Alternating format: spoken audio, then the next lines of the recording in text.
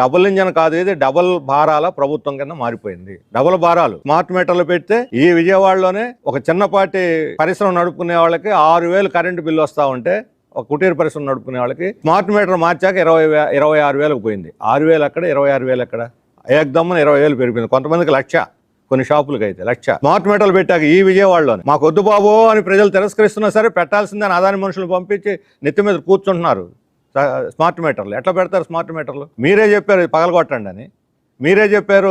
కోర్టులో కేసు వేశారు తప్పు అని. చంద్రమోహన్ రెడ్డి పయాల కేసు ఈ విద్యుత్ సంస్కరణలకు వ్యతిరేకంగా వేశారు. స్మార్ట్ మీటర్లు వద్దని వేశారు. ఇప్పుడు ఆ కేసు సంగతి ఏమిటి? నేను 10 సార్లు అడిగి ఎంతవరకు స్పందించాలి. వాళ్ళు నోరెత్తి మాట్లాడటం లేదు. మీరు వేసిన కేసు విషయంలో కోర్టులో పెండింగ్లో ఉంది, మీరు ఏం మాట్లాడతారు అని మేము తెలుగుదేశం నాయకులను అడుగుతుంటే పయ్యాల కేసు కానీ చంద్రమోహన్ రెడ్డి గారు కానీ కనీసం నోరెత్తి మాట్లాడలేదు, స్పందించడం లేదు. ఆ కేసు విత్డ్రా చేసుకుంటారా లేకపోతే కొనసాగిస్తారా తేల్చి చెప్పాలని చెప్పి అడుగుతున్నాం. ప్రభుత్వ వైఖరి ఏంటో కూడా చెప్పాలి దీని మీద.